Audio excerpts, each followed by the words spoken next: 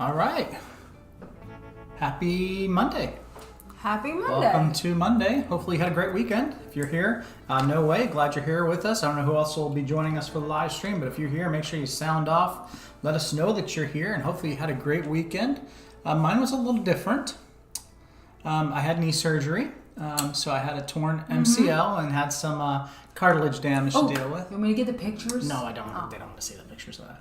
They took pictures while they were inside your knee. They did take pictures while they were inside my knee, and it was quite disgusting. So I had to have some work done. So healing up from that. So fishing was not in the cards this weekend. And unfortunately, as our luck would have it, it looks like this coming weekend it's going to start raining again. So all kinds of fun there. So yeah, so hopefully your weekend was better than ours. So if you had a great weekend, you want to tell us something about it, make sure you put it in the chat, and we'll make sure to shout it out as well. I'm sure it was better than ours. Yeah, because everything's better than surgery. I mean, yeah, the pain medication was good. It helps, but at the same time, you don't remember much.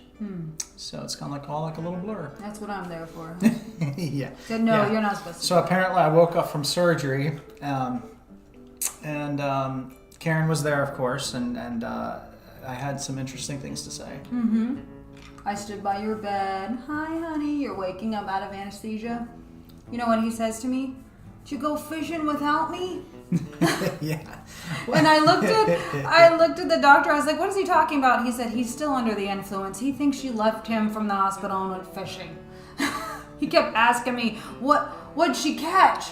What'd she catch? And I'm like, what is he talking about? So then I just went along with it, and I showed you a picture of a giant redfish, and you're like, oh, that's good. That's good.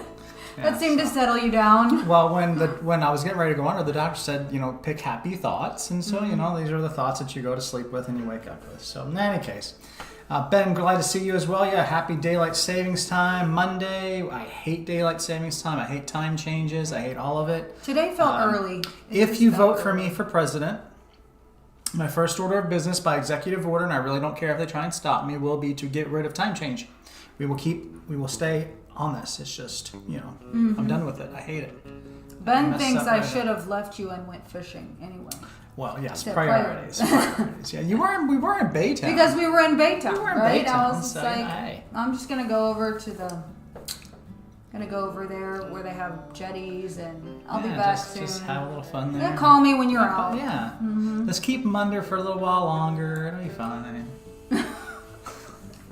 Just keep them asleep a day or two. Yeah. So anyway, like I said, hopefully you had a great weekend. Hopefully you made some good opportunities to get outside and touch grass, do all that good stuff. So, but we are here. We got a couple of stories to talk about. I am not talking about the one that everybody is talking about in Texas because I'm just tired of talking about it, which is the speckled trout regulation change. If you want to talk about that, I'm sure there are plenty of people that want to talk about that. They did adjust the bag limit. They did adjust the size. It starts on May 26th. Everybody's just crying about it. What's funny is people are crying about it that never actually catch fish anyway, so I don't really know what they're crying about. If I was a guide, I'd probably be crying about it because I think it is going to hurt guides when there's only 3 fish. But a lot of states have the same regulations. They still have guides that go out, so I think it's a lot of overblown hysteria. And of course, then people are complaining that, we live close to Louisiana, so people are just going to go to Louisiana for Louisiana bag length. Yeah, all of that. But whatever you think about it, I don't know what to think about it because I'm not on the science side of it. Some of it doesn't make sense to me, but whatever. I'm going to obey the rules. I'm going to do what they say there. So I just don't like the fact that I can't keep it over 20 because Yeah. In Sabine Lake, we get a lot of 23, 24-inch trout that are really good eating size. I'm afraid that there's gonna be a lot of fish that are wasted. That's true. I don't want to keep the big one. They're like, you can keep one over this, and I'm like, they might be no. talking about a tag. I don't really want to keep a big one. I don't want to keep a one over 30. I like the 20 to 25, you know? Yeah. But anyway. But we're not talking about We're that. not. We just did, but we won't. We're not talking about that. That's the end of that. Okay. All right. Well, let's get into a first story. Fish. Yeah, this is an interesting story. It comes out of Florida, from South Florida. Senior Mysterio says, "I'm happy we don't have limits on pompano yet." Yeah, just wait, it's coming. On pompano? Yeah. See, here's the thing. I did a little, and I don't want to go into this too much, but here's the thing that I learned about Texas. Ben, you probably, if you're a lifelong native Texan, which I believe you are, I don't know who else is in the chat if you're a lifelong Texan or whatever, but Texas really didn't have very much fishing regulations for a long time. And a lot of the fisheries got kind of abused because of that. And especially as Texas has increased in population, it has led to problems. We have a lot of migratory species that come through here, pompano being one of them. And they just haven't dealt with them. So these things about flounder closures and trout regulations and red drum regulation and all these changes in regulations, it's really because, in my opinion, population increase, and Texas really hasn't had those sort of regulations. So take it for what you will. All right, let's get into their first story. One of the rarest fish on the planet is dying. In the Keys, scientists are struggling to find out why. Ben says, wait until they start regulating piggy perch. Yes. Oh, piggy perch, gosh. whiting, just regulate them all. Croaker. Sand trout, yeah, just do them all. I don't think they'll ever regulate sand trout, really. All right, so this says, and if you see in the picture, if you're joining us on YouTube and this not seeing the podcast version, but you're seeing the story here, you see it's a sawfish. Mm-hmm. And the story goes, and I'll read a little bit of it to you. It says, on a windy winter morning in January, Joyce Millay was leading a kayak tour through the Lower Keys when the group rounded Mangrove Island and encountered a startling sight: a rare endangered sawfish. It was wedged under a low clump of mangroves. The discovery would set off alarms amid an ongoing mysterious fish disturbance littering the scrubby islands between Key West and Big Pine with sick and dying fish. Something is going on. Now, there's an account that I follow on Twitter, and I don't necessarily want to shout him out or anything like that. He talks about how much toxic waste Florida dumps into its waters, and how the lake Okeechobee, I believe it is, and how it's just polluted because of all the runoff and things. Oh dear. So there's a lot of things going on there. And he says this. This is what he said. He said, I knew something was not right. I paddled over the Lower Keys all the way down to dry Tortugas, the back country, where you don't see many people paddling. My number one thing was to see a sawfish. So I knew this was really special, but why was it tucked under the branches? And 5 days later, the sawfish appeared again, this time flopping on a nearby shallow flat where it quickly died. In the months since, about 60 sightings of endangered small-toothed sawfish have been reported thrashing on beaches and flats. Images are spreading across social media. At the Geiger Key Paddle Hut, where she leads her tours, state wildlife officers this week hauled away another dead sawfish wrapped in a blue tarp. It says 20 of these very rare fish have been collected and examined by researchers. So something is just going on. And they're the only ones washing up. They're the only ones washing up, but there's some other just really odd fish behaviors in the area, and the article will go into that in just a second. But it says, so far done by toxicology experts have no clues to providing answers. So they really don't know what's going on from what they're saying, at least what they're publicly saying. So they've been dumping stuff for a while into these waters. Well, that's what they want to count. They're saying that it hasn't really changed. Yeah, there's all kinds of runoff issues. There's all kinds of polluted waters in Florida, and it's really something I think they're brushing under the carpet. But it is causing some problems. No Way says, never seen or hear them in Texas. I know up north they can keep them. Yeah, that's true. And Grant, thanks for joining us. Good evening to you, sir. Hopefully you are having a great weekend and having a great start to your daylight savings time week. So, all right, so going back to the story, it says, I do think we are probably underestimating the numbers here in terms of figuring it out. It's puzzling to me. This is Grubbs, who is the Florida State University fish ecologist. Am I pronouncing that right? I think so. Ecologist for the National Oceanic and Atmospheric Association Sawfish Recovery Team. They have a whole team for this now. A whole team. A whole team. That's your tax money right there. It says there's puzzling. There's so many sawfish compared to other species. It doesn't make a lot of sense. And he goes on to talk about none of the fish were tagged so far. They do have migratory patterns that there. The unusual behavior observed in the Keys have never been reported before. He says, and this is Grubb saying, they should not be swimming in circles. They should not be coming that close to shore. And there's certainly no reason for their rostrum, which is their bodies, to be out of the water. So again, just a very strange behavior. And I've been to the aquariums and things. I've seen them. I've never seen them in the wild. But they're normally a bottom fish. So something just weird going out. And Grant says, good evening, it's still light out. Yeah, no kidding. We're looking outside, it's still like daylight. I mean, it's hard to get used to. And that's why I said, we just got to stop this changing of the time nonsense. Anyway, fish behaving strangely were first spotted in early November as far north as Biscayne Bay when alarmed fishing guides began collecting reports and contacted the nonprofit Bonefish Tarpon Trust as sightings mounted in December. And so they've been trying to figure this out. It's been going on for a while here. So if any of you are in the Florida area, if you've seen these sort of things or have any insight as to what's going on here, this article was just published, and yet there's really not a whole lot of leads as to what is happening with these fish. They thought perhaps, and according to the article, there was some sort of toxic algae, which I know that some of the lakes there have had algae blooms, and that can cause a major issue. We've had that in Texas too, with major algae blooms as well. Did you read the part where basically they go nuts? Yeah. They start swimming violently in circles until they like wear themselves out and then be like, look. Yeah.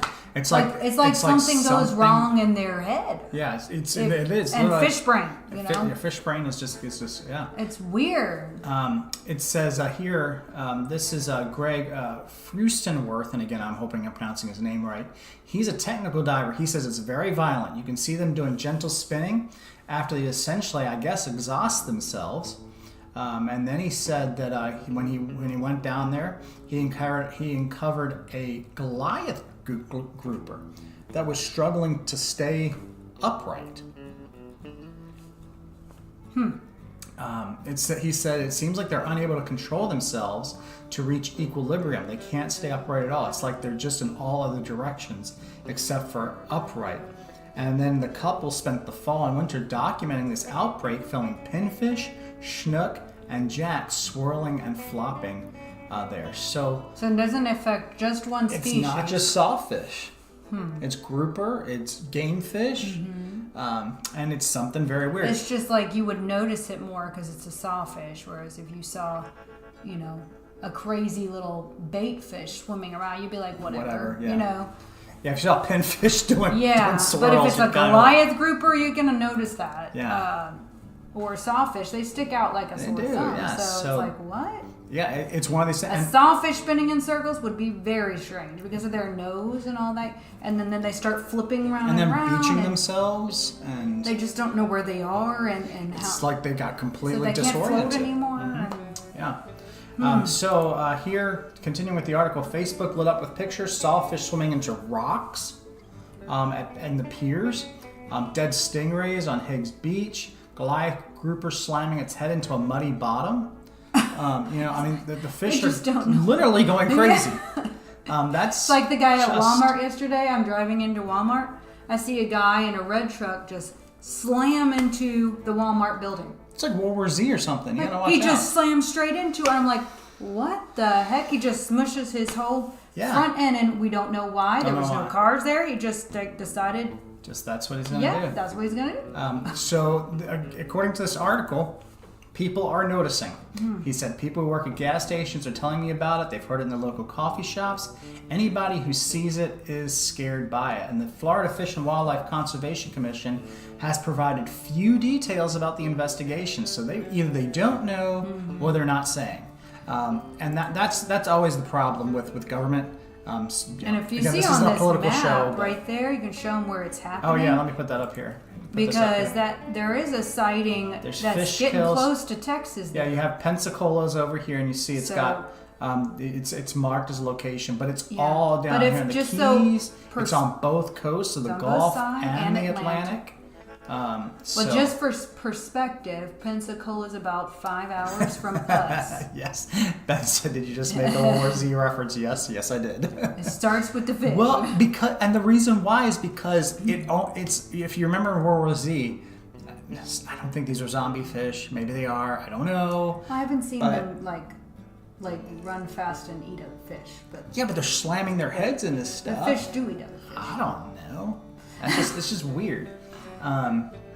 Anyway, this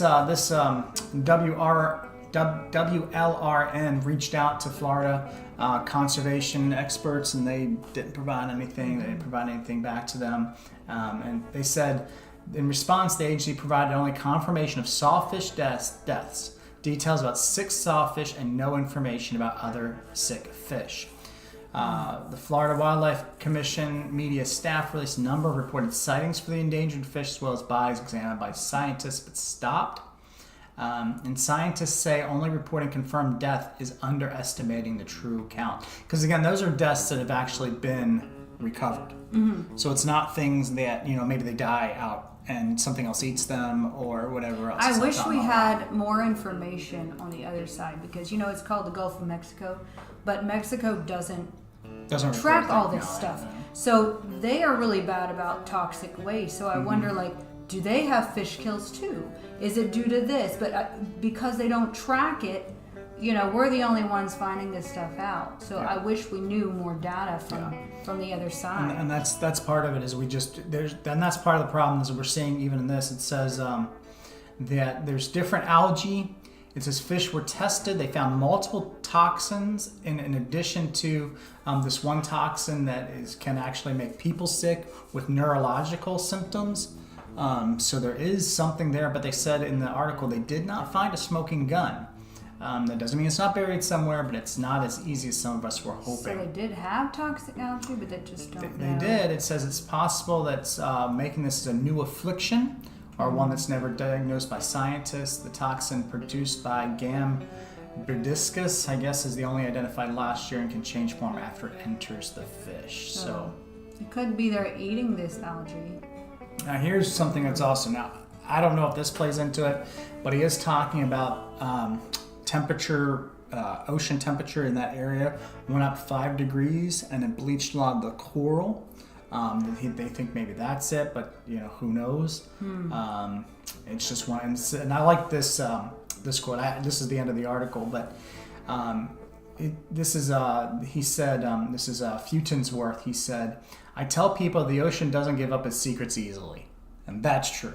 They often say that the ocean is one of the last undiscovered countries because it's hard. I was 1 year old when the sea urchins died, and they didn't figure out what it was until this year. He said, referencing the mass die-off of long-spined sea urchins that wiped out 98% in just 13 months in the 1980s. I mean, I'm not so unhappy about that. Do you know people? I think that you don't know. I know, that. but I do despise sea urchins. Yeah. So he says, I hope it doesn't take 41 years to investigate Figure out this what happened to because, Saltfish. because 41 years we may not have anything left. And they, of course, in the article, they do provide some information there. So it's one of these things, like it's a mystery right now, but it's something to keep your eyes on, see if it spreads, see what's going on. But I wanted to bring it to y'all attention so that you know what's going on. What would happen if whatever this algae neurological disease got into sharks in Florida? Sharks, yeah. Can you imagine if their brain goes nutso? Well, that's why, and even if it's they would transfer, start smacking into each other, into people, and it would be insane. Or if they don't know what it is, if you consume a fish that has it, Yeah. You know, that could, I mean, could that damage a human? I mean, these are things that are real questions to be answered, and yet there's just nothing out there. So let's see what is No Way saying. He says, I see a Daiwa Regal $2,500 for $50. I think it's a fishing. Yeah, is that a good spinner, or is there something like better at that price point? Strictly freshwater for me. Daiwa does make a good reels. I don't have any issues with Daiwa, and if you're just doing freshwater, then really it's going to be up to personal preference and things like that. If you're using it on a spinning, you said spinner, right? Good spinner. So using spinning tackle, I don't use bait casters personally. I just never really got into it. Not that there's any problems there, but we use Shimano's. I'm kind of partial to Shimano, but I'm not sponsored by them or anything like that. But They just tend to last longer. They just tend to last but, longer. You know. That's it. But you know, But those are at $50 $80 versus $50, Yeah, I so mean, it depends on what you. The one that I bought her for Christmas was a Shimano, and it's a sealed system, and it was pretty expensive. So at the price point of $50 for a 2,500 for freshwater fishing, I think you can't go wrong with that. I think you're going to be fine with it. The thing that when I'm looking at a rod, a reel, there's two things I always consider. First of all, what's the application? So 2,500 for freshwater fishing. I use 2,500s for inshore fishing. So 2,500 is going to be fine for you, No Way. And then also I look and see how much, and I look at the parts themselves. One of the things that I feel when I'm feeling the reel that I don't like is if the handle feels cheap. If the handle feels like it's going to break under pressure, I don't like that. And the Shimano's, they feel pretty good. The pens feel pretty good to me. But Daiwa is another great brand, and I know a lot of people use those as well. So I think you should do fine with that. But buy it, test it out, see if you like it. If you don't, $50, you can definitely put a use to it. So Grant says, no telling what will happen these days. Yeah. I mean, it's just the weirdest stories, and you find these things, and you don't want to make too much of them. Because you don't know if anything will come from it, but still, it's just a very, very Well, if it strange gets story. to the sharks, though, then maybe gets it to the is sharks- World War Z. If it gets to the sharks, or if it's transferable humans, I am going to be stocking up on shotgun shells. Yeah, and maybe not eating fish in Florida. Yeah, and Sharknadoes. You never seen Sharknado? Well, yeah, but how do you stock up? Well, on that? no, I'm saying I'm going to stock up on shotgun shells in the case of Sharknadoes. Oh, in case of shark. I see. Yeah. We'd have our own film. Yeah. How to get popular on YouTube, right? We better just move on. Okay. See, Senior Mysterio says, heck yeah, I'm a Shimano guy too. Yeah, I really do like Shimano's. The Shimano Saharas are good, and we use those. Like I said, I bought. Karen, you've got yours down there. I have mine down here, but this here, just to show them. Sorry, babe. Watch it. That's the Shimano Saharas. Yeah, and I just so you know, we've had it for 10 years. Yeah, that's it. In salt water. In salt water. They just hold up. And I do rinse them, and I clean them, and I grease them, I do all that. It's one of those things where I don't mind pens, but I've had to replace them about pens 3 we times have in had 10 years. So that's just to that. And Ben says, save budget for line, tackle, lures, etc. Yeah, because we do use braid now. Because we're inshore fishing, I use 20-pound. I use 20-pound test braid for inshore fishing with a 20-pound shock leader on that for what we do. And then you're going to need lures and things like that too. So yeah, you don't have to spend that much on a reel. It may sound weird, but this is that new one you got me with the. That's the new one. Yeah.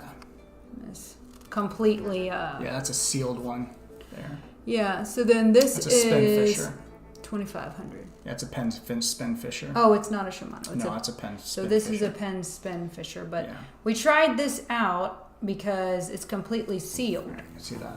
Because this is the Penn Spin Fishers are a completely sealed mechanism in there. So for saltwater fishing. So we're gonna see how this holds up because obviously it was more expensive, even than the Shimano. So Yeah. But yeah, so No Way. Anything we can do to help, man, let us know. If there's questions you have, we'll try and do best to steer you in the wrong direction. No, we'll do our best to at least give you what experience we have. And there's a lot of guys in the chat, I'm sure, that can help you out with things too. And I don't get any benefit from this, but if you're not part of Stanley Orchard's Discord server, it's called the Premier Fishing and Hunting Discord server. And if you're not a part of that, people ask questions in there all day long. Some of them I try to respond to questions and things that I have, but that's a great place to ask questions as well because a lot of I thought you were about to say he has discounts for Shimano, and now I'm disappointed. No, he doesn't have nobody's sponsored. Nobody's sponsored by Shimano. How are we gonna get this? All right, let's get into a fun story. Well, I shouldn't say it's a fun story. Fun? Yeah, well, that came. The guy went to the hospital. Yeah, it's not a fun story. It's a weird story. It's weird. And I can definitely say beers were involved. Yeah, it says actually that. says beers It were actually involved, says yeah. that. Fisherman attacked with a harpoon after he and a friend argued about which man caught the bigger fish. Now, I have had some disputes in the past about fish that I've caught and who caught the bigger one. The question is this really a friend if he's stabbing him with a harpoon? I've never harpooned People. anybody for an argument, but let's see what it says here. It says the medics were shocked to find their fisherman had been struck with a harpoon and not by accident. I'm not even going to try and pronounce this gentleman's name because he's from Thailand, and I don't even know how to pronounce it. Klingtalay. Yeah, maybe Sunjit. Klingtalay. Yeah. And Nakon, I don't know. These guys. We'll call him Suitcase. It says they were out with friends fishing and drinking beers. A lot of the best stories always start with, look, we were out, we were drinking beers, and... So they drink beer in Thailand, too. Yeah, they drink beer and fish. I think it's universal. I think it's universal. I bet if aliens came down to this planet, and we'd say, hey, what do you guys do when you're fishing? Drink beer. I think it would be a thing.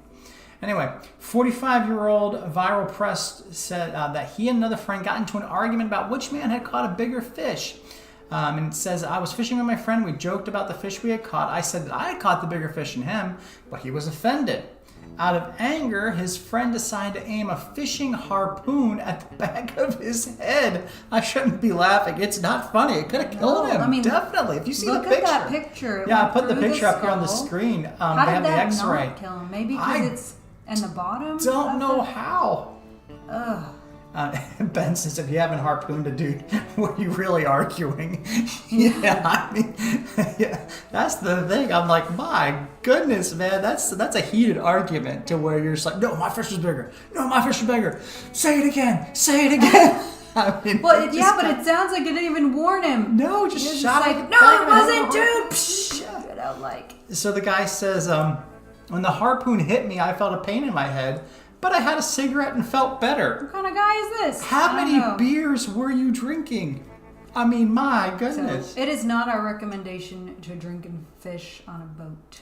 So, this is another example. So they put him on the back of a pickup truck, took him to the hospital. Their volunteers had to cut off most of the foot-long harpoon before doctors could perform the surgery. At least they got it out. Yeah, I'll catch up with these things. It says size issues almost lead to fights amongst men. Yeah, it's like size matters or something like that. And I guess, man. I mean, my deer was bigger and then you shoot him? You I shoot don't him, know. I guess. I don't know. guess your deer's bigger now. I mean, oh my goodness. Yeah, Ben, that's a good one. No interesting story begins. We were out eating salad. Yes. Yeah. Yep. Salad is safer. Yeah. Yeah. I think it's funny. He said I had a cigarette and I felt better. I think sometimes I've heard of this. It's like shock. When you go into so much pain like that, like gotta there's be been shock. people like tell me war stories where somebody cuts off their arm, literally, and they hand him a cigarette, and you're like, I don't feel anything. Like you actually don't because your body. I think his just body's said, going into shock. Yeah. It says with a few centimeters left inside of his head where the harpoon was positioned, the doctors at the hospital were able to remove the harpoon. One doctor told Viral Press that he was lucky to be alive. I would think so. The angle of the harpoon went through the flesh and into the ear, the doctor said. He added if it would have struck further to the right, it would have damaged his brain where he would have died. So he said that he will need to have more exams to assess if there's any further brain damage.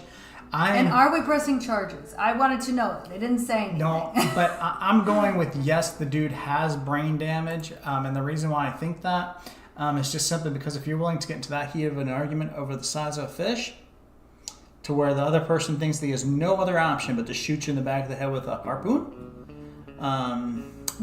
for one thing, choose better friends.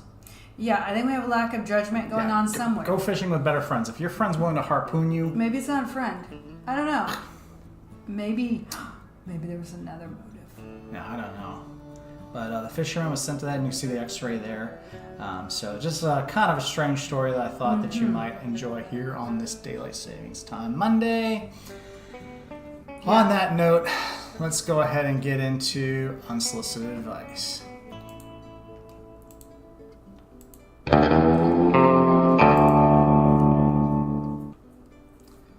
All right, unsolicited advice this week. Really talking about beginner guide to eating fish. This is a question.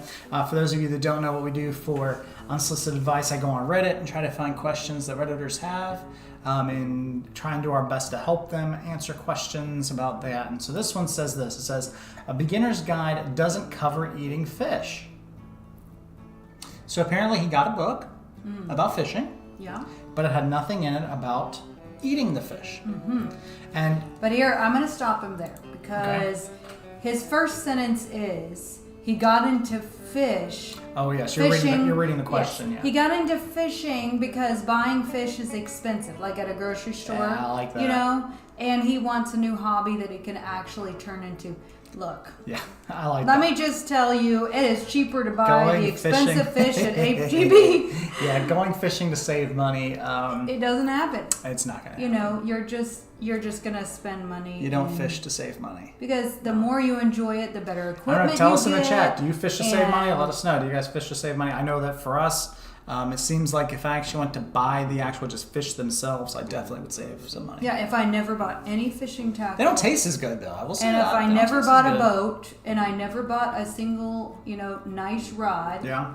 I mean, the only way I don't even know. Some piers even charge money. So there's just no way that fishing over time is saving you money unless you're just not caring about your equipment and your lures and your bait and all that. All So right, we'll stop this there. is what he says. Okay, so he's getting into fishing because fish is expensive. And he's going to save money. Not really. He says, what are the rules? This is also very interesting. What are the rules for eating fish? And how can I know that I'm adhering to proper food safety and making sure that the fish doesn't have any parasites? I'm aiming to make fresh sushi or grilling it over fire. Please advise. Well, the first thing that I'm going to say is that there are very few sushi grade fish. Most likely, if you're a freshwater fish, matter of fact, I can probably say this with definitively, I do not know of a sushi grade quality freshwater fish. So if you're freshwater fishing and you think you're going to get sushi, I would not do that. I think I would cook it. You're definitely going to want to cook it. I just would not eat raw fish that's freshwater. And even for saltwater, there's a few that tuna comes to mind. There are a few that can be sushi grade, but you're going to need to know what kind of fishing, what kind of fish that you're getting if you're going to try and eat it raw, especially fresh sushi. Just very, very few. Don't just go fishing and start eating sushi and think, I'm just going to eat this fish raw. Yeah, you could you can definitely get sick doing that. So don't just do that. Ben is offering some ideas as well. Fried fish, poached fish, baked fish, fish soup, fish tacos. Yeah, there are so many ways to prepare fish. So many great ways. Matter of fact, we had fish tonight for dinner, and we had on a bed of black beans, avocado, tomato, and paired with some rice with a nice cream sauce over top of it. Very great way to eat trout. It was very, very tasty. So on the side of sushi, I don't make sushi. Now the closest thing that Karen's had would be ceviche, which is still cooked. It's just how it's cooked. It's cooked through the juices of things. But Karen does most of our cooking for fish, although I do smoke them as well, which is a great way to cook fish as well. Smoked fish is very, very good as well. Senior Mysterio. So I'm glad that I'm not a hunter. That's really expensive. Yeah, Grant can talk to you about hunting and the expense there. I've got a few myself, but hunting has never really cost me all that much. So because of how we do it, but in any case. So grilling it over a fire, please advise. So the biggest thing when cooking fish is to make sure it's cooked through and it's flaky. It'll kind of come apart. It'll start to come apart. Now you don't want to overcook it and things like that. But yeah, so you just want to make sure that it's thoroughly cooked. You don't have to overdo it. Normally 1 to 2 minutes. You don't have to cook it long.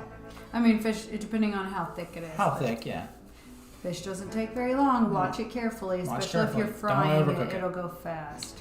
Yeah. Frying it's going to be very, very, very easy to do. If you don't have, but you can bake it. I mean, you can. One of the biggest questions that we get in our YouTube channel is, what do you do with the fish you catch? People always ask that. How do you eat them? And there are so many different fish recipes out there. She makes stuffed shells now. Stuffed shells with fish. And that's very good. You cook the fish first, kind of chop it up, and add cheeses to it. Put it in shells with red sauce, and then you have Italian fish.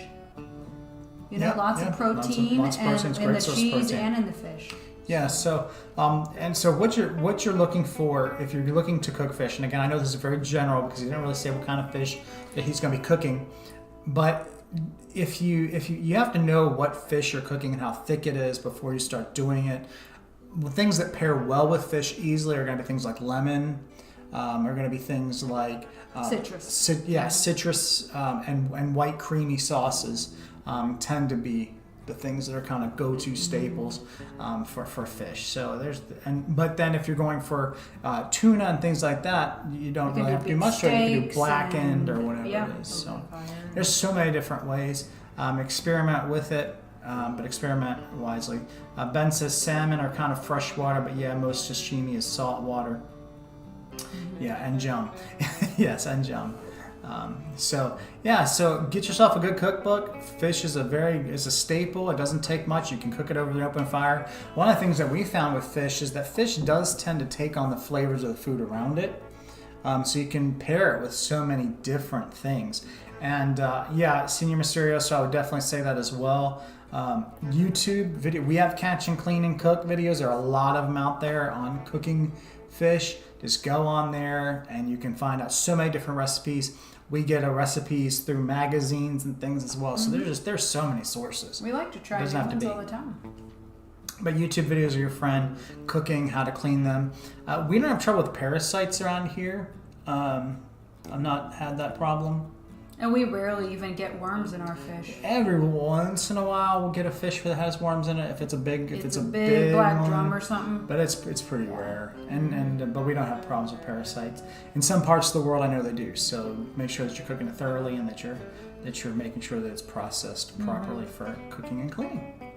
I mean, he also Ben reminds you of the mercury buildup. So yes. If you are eating fish, do be cautious on how much you eat per week. Yeah, especially things like shark. There are certain species that do hold mercury more than others. So do be sure that if you are eating fish that you if you like you moderating said, it. Let's say you catch a big shark and you eat it 5 days out of the 7. You might that's probably not a good idea. So you want to be advised on how often and how even there are some articles about how much fish to eat per month, even in Texas waters, what's recommended. And it's because of how they absorb the toxins. I think if we didn't have the runoff from different chemicals and things from the Mississippi River and all the different places, it probably wouldn't be a problem.